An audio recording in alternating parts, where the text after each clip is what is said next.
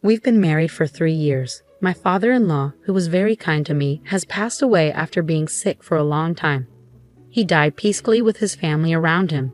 I think we should invite Mom to come live with us, I said. Yeah, that's a good idea. Her legs and back have been giving her trouble. And since I work from home, I can help her a lot, my spouse agreed. So we decided to ask my mother-in-law to come live with us. My spouse told the family about our plan before the funeral. Why are you saying that?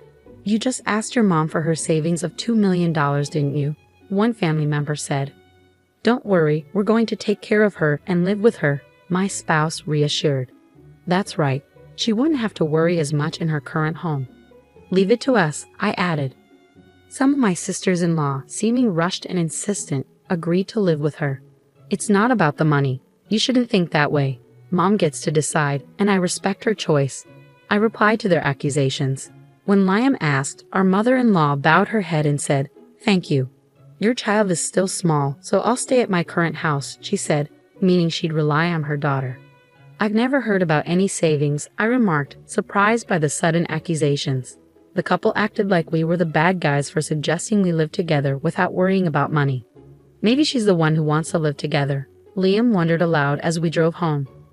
In the car ride back, Mia thought about this. I agree. I get that feeling too. We should check in on your mom when we have time, I suggested. After that, I visited her when I could and tried my best to look after her, hoping it would make Liam feel better. But within a few months, their attitude towards my mother-in-law changed a lot. One day, when I stopped by during a break from work, my sister-in-law was there. She grabbed the cake I brought as a gift and checked it. After she seemed satisfied, she suddenly told me to come inside. Oh, Amber, you're here to visit, my mother-in-law greeted. I got a cake you like. Please have some later. Thank you, I replied. I noticed she was wearing the same clothes as yesterday. If doing laundry is hard for you, I can take it home, wash it and bring it back, I offered. Maybe you're struggling with housework because you're not feeling well physically, I suggested. I'm concerned because only their laundry is usually hung outside, and I'm worried she's losing weight. If she's eating 3 meals a day, this shouldn't be happening. I'm fine, Emma, thank you, my mother-in-law insisted, trying to avoid worry. But, I persisted, you keep coming every day. Sarah, my sister-in-law, interrupted me and looked at her own mother, as if she were something dirty. Sarah, you promised we'd take care of Mom, didn't you? I reminded her. So what? She snapped back. Exactly. At that time, she refused our offer because she said we'd take care of her. But what's really going on with my mother-in-law's situation? I wondered aloud. Because Mama's savings were used to buy a new car, so now she's a poor old woman with no money. Get it? You wanted to call her in, but it costs money now, so you don't want her anymore, Sarah accused, her tone accusatory. What the heck, saying things like that? I exclaimed, feeling guilty for not taking my mother-in-law in earlier. She sat behind me, looking uncomfortable. She's your real mother. It's shocking that you can talk about money like this, especially after she spent her hard-earned savings. Please be careful with your words when you say you don't need her. Please think more about Mom, I urged. You're so annoying, Sarah grumbled, seeming unwilling to have a reasonable conversation. Not wanting to make things more uncomfortable, I called Liam to explain, and we decided to bring her to our house starting today. I quickly packed her things, got her into the car, and drove her to our house. My sister-in-law didn't seem to realize how insensitive she was being, and my mother-in-law was surprised by how quickly I acted. After that, our family of 4, including my mother-in-law, began living together. Emma, I'm sorry for being a burden, especially when your child is still young. And you have to take care of me too. My mother-in-law apologized. Why are you apologizing? Don't worry about it, we're family, right? I reassured her with a smile. She had always treated me well, like her own child, even though I came from an orphanage. Living with her made me feel happy and refreshed. I'm happy living with you, and it's my first time raising a child.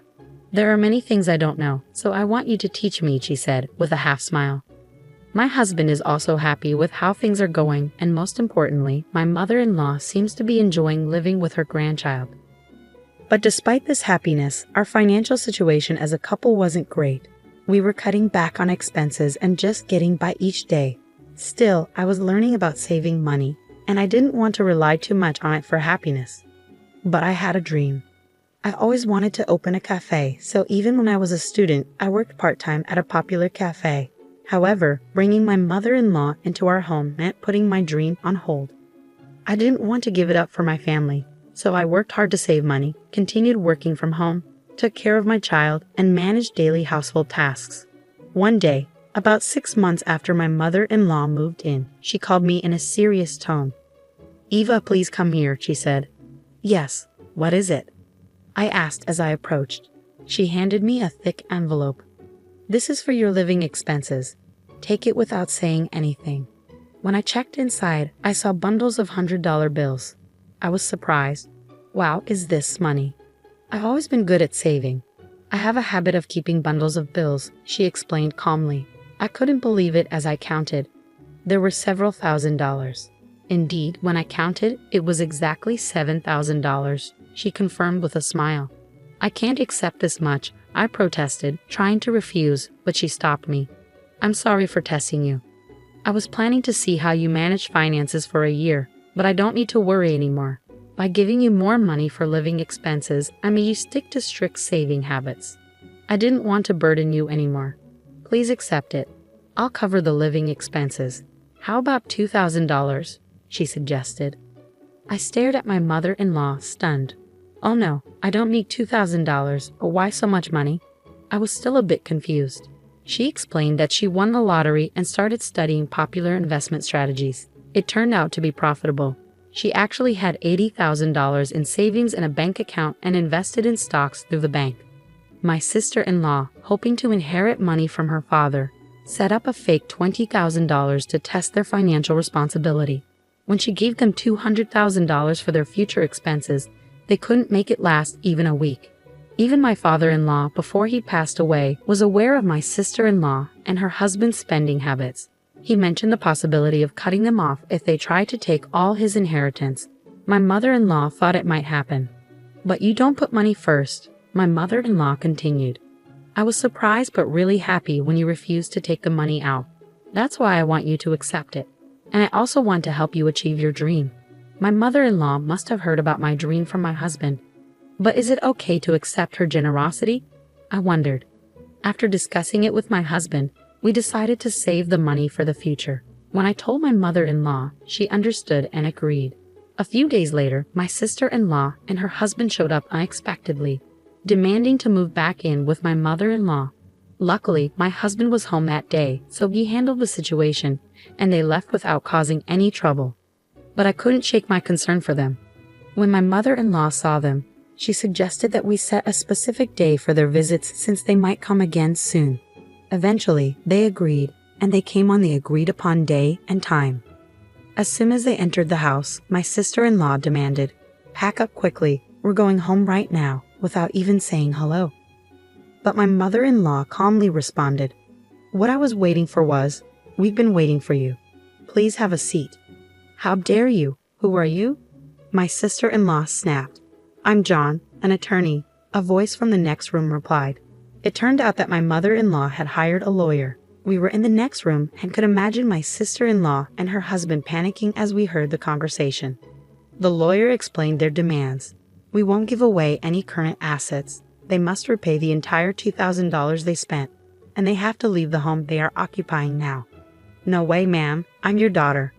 How can you cut ties like that when your own daughter is in trouble?" My sister-in-law countered loudly. "Please reconsider," my brother-in-law added, raising his voice, which was unusual for him. But my mother-in-law remained unfazed and spoke calmly. "If that's the case, then you've forgotten what you did to me. Do you remember? I'm an elderly woman with no money. You said you didn't need money because I didn't. Despite having debts, you used the living expenses I gave you to buy a new car. And now I hear that your debts have more than doubled. You don't know how to handle money. Don't borrow from others. Moving in with me was just an excuse because you couldn't afford rent. It's your own fault. Regarding my husband's inheritance, I'll also ask you to give up your rights. I won't help you in the future. Remember that." Unable to respond, my sister-in-law and her husband left quietly, feeling hopeless after hearing from the lawyer. Despite their daughter's and husband's refusal to leave, they eventually moved out of the family home. and now no one knows where they are. When I asked my mother-in-law if she regretted her decision despite being blood relatives, she replied firmly, "As a mother, sometimes you have to let your child stand on their own." I didn't ask any more questions. As time went on, the savings we had from our monthly living expenses grew. "You can use that money for yourselves," my mother-in-law told us. After discussing it with my husband, we decided to use it for a family trip we had been putting off and as capital to open the cafe we had always dreamed of. With my mother-in-law's support, we took a step toward our dream that we had been hesitant to pursue. Despite facing many challenges leading up to the opening, we managed to overcome them together. As the grand opening approached, my husband quit his job at the wholesale company to help me source materials for the cafe and speed up the preparations. We renovated the family home where my mother-in-law and father-in-law used to live, turning it into the cafe. It was important to my husband to preserve the atmosphere of the building as a place of cherished memories for my in-laws. Although it took time to prepare, the cafe quickly became a beloved spot in the community, offering people a place to relax. I was surprised when my sister-in-law and her husband visited the cafe once, but they seemed much more humble than before. It looked like they had truly changed. "Looks like those two still have some learning to do," my husband remarked with a sigh. Tears of joy filled my mother-in-law's eyes as the family home transformed into a cafe, preserving the memories she had with my father-in-law. She became more active in her rehabilitation, addressing her previously ailing legs and hips. When she felt confident in her physical condition, she put on the same apron as us and stood behind the counter, looking vibrant and alive. It felt as if my father-in-law, watching from the border of a photo, was smiling down at her.